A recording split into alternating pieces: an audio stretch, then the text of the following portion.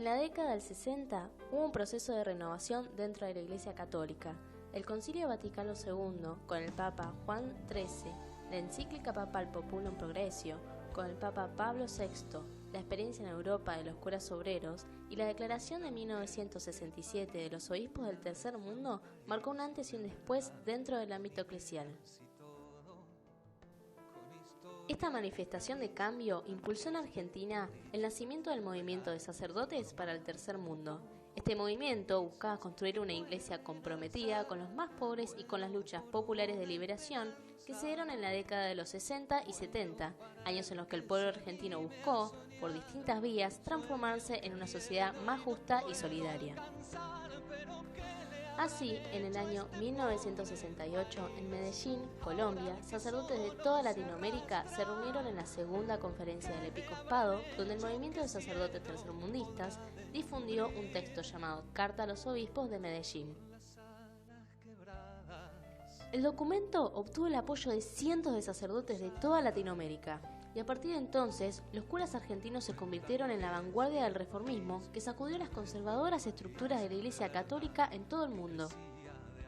Movidos por el compromiso con los países pobres que transmite la encíclica de Pablo VI, en 1967, 18 obispos de distintas naciones del Tercer Mundo se reúnen y publican un documento en el que condena duramente el imperialismo, habla de la necesidad de terminar con el capitalismo y hace una clara definición en favor de los pueblos pobres y de los pobres de los pueblos. Esto fue conocido como el Manifiesto de los 18 Obispos. Los sacerdotes no solo criticaban la actitud de la Iglesia ante la política económica y represiva de la dictadura, sino que participaban activamente en los conflictos sociales que se multiplicaban a lo largo del país. El trabajo en las fábricas, en las villas, la organización de las comunidades y la suspensión y modificación de rituales tradicionales, como bendiciones y procesiones, por considerarlos un acto de superstición y no de fe, incomodaron a muchos. En diciembre de 1968, 21 sacerdotes del Tercer Mundo realizan un controvertido acto de protesta en Plaza de Mayo, en el que denuncian el modo violento y discriminatorio con el que el gobierno de Onganía quiere erradicar las villas de emergencia en Buenos Aires. Así, difunden a la opinión pública argentina un mensaje de los 18 obispos del Tercer Mundo en el que se criticaba al capitalismo y la jerarquía del país por su falta de compromiso con la situación de los más humildes, y recoge más de 300 firmas de adhesión de curas de todas las provincias. Los medios de comunicación hacen eco de este fenómeno y comienzan a referirse a ellos como los curas del Tercer Mundo. A mediados de 1970, el secuestro y asesinato del general Aramburu, consumado por la organización guerrillera Montoneros, puso las miradas sobre el movimiento de sacerdotes.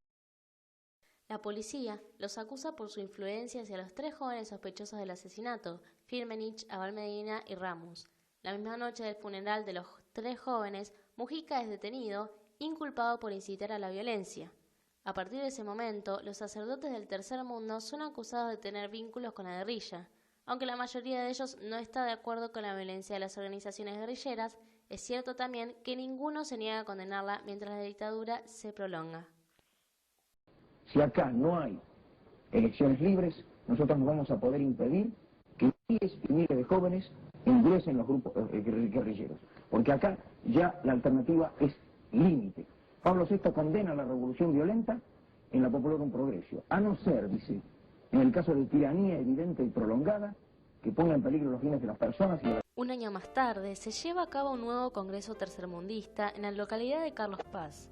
El eje del debate se centra en la opción política por el peronismo, debido a su compromiso con el idealismo y la gran cantidad de gente obrera peronista. En noviembre de 1972 se anuncia el retorno de Perón al país, luego de 17 años de exilio. En diciembre, el general Perón recibe en su casa de Gaspar Campos a 60 sacerdotes tercermundistas. El mensaje de Perón es ambiguo, y mientras un grupo mantiene sus expectativas en el líder, otra parte se desilusiona con sus palabras, que no muestran ninguna intención de transformar radicalmente las estructuras sociales y económicas del país. Durante la campaña electoral con vistas a las elecciones de 1973, muchos sacerdotes apoyaron el proyecto del candidato peronista Héctor Cámpora. Sin embargo, con el transcurrir de los meses, las disputas entre los sectores antagónicos del peronismo comenzaron a mostrar una cara diferente al proyecto revolucionario que proponía y esperaba el tercermundismo.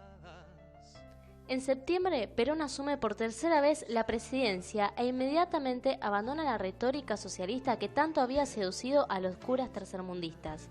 El marcado giro hacia la derecha que toma el gobierno provoca que gran parte del movimiento de sacerdotes para el tercer mundo retire su apoyo al peronismo. Solo un pequeño grupo liderado por Mujica se mantiene políticamente al lado de Perón. Desde finales de 1973, los grupos parapoliciales dirigidos por el ministro de Bienestar Social, José López Rega, comienzan a atentar contra militantes populares, gremialistas y estudiantes. En marzo de 1974, Mujica renuncia al cargo que ocupa en el Ministerio de Bienestar Social por discrepancias con el plan de erradicación de villas implementado por Rega. El 11 de mayo, el padre Carlos Mujica es asesinado por un comando de la AAA mientras sale de una misa en la parroquia Francisco Solano. Su muerte es un duro golpe para el movimiento de que ya no podrá recuperarse. Dividido con respecto al peronismo y perseguido por las fuerzas de seguridad, el organismo comienza a desmembrarse. Mujica no es la única víctima del terrorismo. Más de 20 sacerdotes mueren en los meses siguientes en manos de los grupos parapoliciales y de las Fuerzas Armadas.